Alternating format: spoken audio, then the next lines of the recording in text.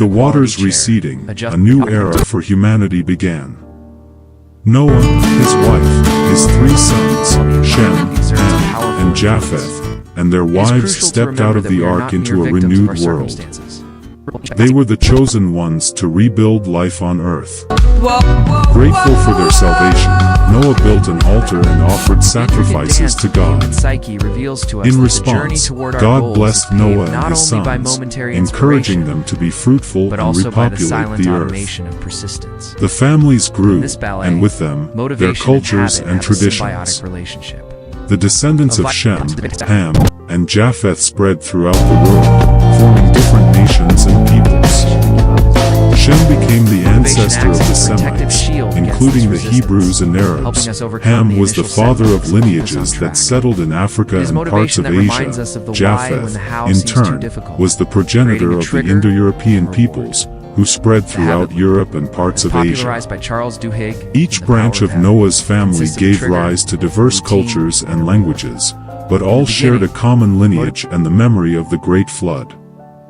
This rebirth of humanity was marked by hope and a new covenant with God, symbolized by the rainbow, promising that the earth would never again be destroyed by water. Long ago, in the city of Ur of the Chaldeans, lived Abraham, a man of profound faith. His life changed forever when God spoke to him, asking him to leave his land, his family, and his home in exchange for a great promise. God promised Abraham that he would make him into a great nation, that he would bless all the peoples of the earth through his offspring. Abraham, though old and childless, believed in God's promise. With courage and faith, he set out, accompanied by his wife, Sarah, and his nephew, Lot. The journey was not easy. Abraham traveled through unknown lands, faced famine, conflicts, and challenges, but his faith remained unshakable. In an act of confirmation, God took Abraham outside on a starry night and told him to count the stars, if he could. God declared that his descendants would be as numerous as the stars in the sky. In a moment of hopelessness, when Sarah could not conceive, God renewed his promise and, against all odds, she gave birth to Isaac, the child of promise. Abraham's faith in following God's call and believing in his promises became a milestone in the history of faith, an example of unwavering obedience and trust in the Creator. On the ancestral tapestry of faith, the story of Abraham's descendants is woven with threads of destiny and divine promise. Abraham and his wife Sarah, though blessed with faith and promises, faced the pain of infertility in their longing for a child. Sarah offered Abraham her servant Hagar, a common practice at the time. From this union, Ishmael, Abraham's first son, was born, destined to be the progenitor of a great people. However, God's promise to Abraham was not yet complete. Miraculously, in their old age, Sarah conceived and gave birth to Isaac, the son of promise, through whom the nations would be blessed. Ishmael and Isaac, brothers from different mothers, represented distinct lineages, each with a unique destiny. Ishmael became the father of the nomadic peoples of the desert, later known as the Arabs, a great nation with its own traditions and culture. Isaac, on the other hand, fathered Jacob, also called Israel, whose 12 sons became the foundations of the 12 tribes of Israel. Thus, the seeds planted by Abraham blossomed into two great nations, each carrying a part of his legacy and fulfilling the divine promises of multiplication and blessing. In the history of faith, the lives of Isaac, Rebekah, Esau, and Jacob are filled with promises and pivotal decisions that come from God. Isaac, miraculously born to Abraham and Sarah, married Rebekah, a woman of great beauty and faith. They longed for children, but faced infertility. After fervent prayers, Rebekah conceived twins, Esau and Jacob. Esau, the firstborn, was robust and a skilled hunter, loved by Isaac. Jacob, born holding Esau's heel, was calm and favored by Rebekah. The divine promise, however, would choose an unexpected path. One day, Esau, exhausted from hunting, traded his birthright for a bowl of lentil stew prepared by Jacob. This exchange symbolized more than a meal. It was the transfer of a blessing and destiny. Years later, Rebekah, knowing of the divine promise about Jacob, helped him receive Isaac's final blessing. Jacob, disguised as Esau, deceived Isaac and obtained the blessing meant for the firstborn. Esau, upon discovering the deceit, was furious, and Jacob fled to the land of his relatives. Jacob's life was marked by struggles and transformations. Eventually, he reconciled with Esau, and both fulfilled their destinies in God's plan. Jacob, renamed Israel, became the father of the 12 tribes of Israel, continuing the promise made to Abraham. In a story full of twists and redemption, Joseph, Jacob's beloved son, became the center of a divine plan greater than he could imagine.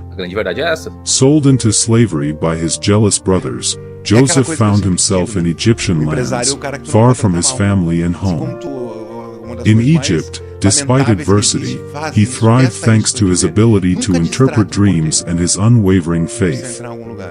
His skill brought him before Pharaoh, where he interpreted dreams predicting 7 years of plenty followed by 7 years of famine.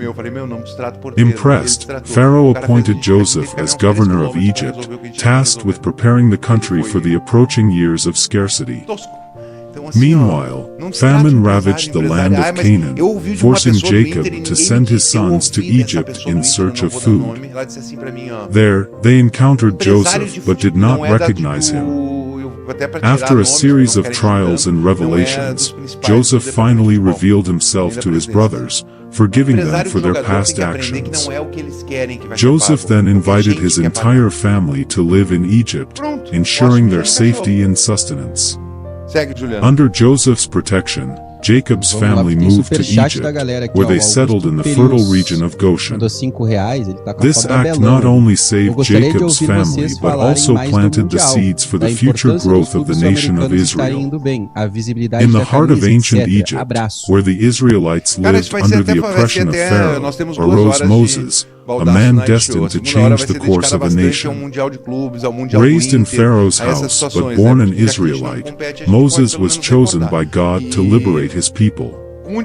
After a divine encounter at the burning bush, Moses, with the help of his brother Aaron, confronted Pharaoh, demanding the Israelites' release. 10 plagues befell Egypt, culminating in the death of the Egyptian firstborns, finally breaking Pharaoh's resistance. Moses led the Israelites out of Egypt, but they soon found themselves trapped between the Egyptian army and the Red Sea. In an act of faith and divine power, Moses stretched out his hand, and the sea parted, allowing the Israelites to cross on dry land. After the miraculous passage, they embarked on a 40-year pilgrimage through the desert. During this journey, they faced challenges of faith, hunger, and thirst. God provided manna from heaven and water from the rock, showing his constant care. On Mount Sinai, Moses received the 10 Commandments, establishing a covenant between God and his people. The journey of Exodus, filled with miracles and trials, was not just an escape from slavery, but the transformation of an enslaved nation into a people chosen by God, forged in the desert and guided by faith and divine promise. After the death of Moses, a new chapter began in the history of the Israelites, with Joshua, his faithful disciple, taking the lead. With courage and faith, Joshua guided the people of Israel in conquering the Promised Land, a territory that God had reserved for them. The journey was marked by battles and miracles, such as the famous fall of the walls of Jericho, where trumpets and the shouts of the people made the fortifications collapse. Under Joshua's leadership, the Israelites conquered many cities and settled in the Promised Land, dividing it among the 12 tribes. After Joshua's death, there was no central leader, and the Israelites entered the period of the judges. This was a time of ups and downs, when local leaders called judges emerged to guide and save Israel when it went astray and faced oppression. Each judge had his own style and story, from Deborah, the prophetess and leader, to Gideon, who with a few men defeated a great army, and Samson, of unmatched strength but with a vulnerable heart. This period was marked by cycles of disobedience, oppression, repentance and liberation, reflecting the Israelites' constant struggle to maintain their faith and covenant with God. In a time of turmoil and uncertainty for Israel, the people cried out for a king to rule them like the other nations. Thus, God chose Saul to be the first king of Israel. Saul began his reign with humility and courage, but over time, his disobedience to God and his growing pride led to his downfall. Then David appeared, a young shepherd and skilled musician, chosen by God for his righteousness of heart. After defeating the giant Goliath, David ascended the throne, unified the tribes of Israel and established Jerusalem as the capital. His reign was marked by achievements and prosperity, but also by personal failures that brought painful consequences. After David, his son Solomon ascended to the throne, known for his wisdom and wealth. He built the magnificent temple in Jerusalem, but his heart turned away from God, leading him to idolatry. Under Solomon, the kingdom prospered, but also experienced the beginning of internal divisions. The monarchy in Israel brought both glory and challenges. While Saul, David, and Solomon had moments of greatness, their failures and disobediences led to lasting consequences, culminating in the division of the kingdom after Solomon's death. The story of the three kings teaches about leadership, accountability before God, and the consequences of personal choices. After Solomon's death, the once unified kingdom of Israel faced an irreversible split. Discontent with the heavy taxes and forced labor from Solomon's reign led the 10 northern tribes to rebel, forming the Northern Kingdom, also known as Israel. Rehoboam, Solomon's son, retained control only over the tribes of Judah and Benjamin, forming the Southern Kingdom, known as Judah, with Jerusalem as its capital. The Northern Kingdom, with its capital in Samaria, was marked by instability and idolatry. Jeroboam, its first king, established worship centers in Bethel and Dan, leading the people away from worshiping the God of Israel. This kingdom saw a succession of dynasties and kings, many of whom deviated from God's ways, leading to spiritual and moral decline. On the other hand, the Southern Kingdom had a history of highs and lows. Some kings, like Asa, Jehoshaphat, and Hezekiah, sought God and promoted religious reforms. However, others, like Manasseh, led the kingdom into sin and idolatry. Eventually, both kingdoms faced tragic fates. The Northern Kingdom was conquered by the Assyrians and its people dispersed, losing their identity. The Southern Kingdom, after years of warnings from prophets, was taken into Babylonian captivity, marking the end of an era in the history of Israel. This division and its consequent fates are a somber reminder of the consequences of turning away from God and disobeying His ways. In ancient Israel, God communicated through prophets, men chosen to convey His messages. Among these prophets were Amos, Hosea, and Micah, each bringing a special message from God to a people facing a spiritual crisis. Amos, a shepherd from Tekoa, was called to prophesy in the Northern Kingdom during a time of great prosperity but also of deep social injustice. With courage, he confronted the complacency and oppression of the wealthy, proclaiming the need for justice and righteousness. His words were like a roaring lion, challenging everyone and warning of God's judgment. Hosea, heartbroken by his wife's infidelity, reflected God's pain over Israel's infidelity. His messages spoke of love and forgiveness, but also of consequences for a nation that had turned away from God. His words were like a sad poetry, expressing God's deep sorrow. Micah, in turn, stood out for defending the humble and needy. He criticized corrupt leaders and prophesied the coming of a ruler from Bethlehem who would bring peace and justice. His voice was like a burning torch, illuminating the darkness of injustice. The relevance of clear goals and personal These prophets faced opposition and persecution, but they remained steadfast. Clear goals are Their messages were direct challenges to the leaders and the people, calling them back to God's ways. Shape the life we want, they were beacons of hope in times of despair, and their words resonate to this day. In a dark chapter of Israel's history, the people were taken into Babylonian captivity. Motivation for growth. Jerusalem was sacked, the temple destroyed, and the Israelites were ripped from their land, taken to Babylon. There, by the rivers of Babylon, they wept, remembering Zion, their lost land. However,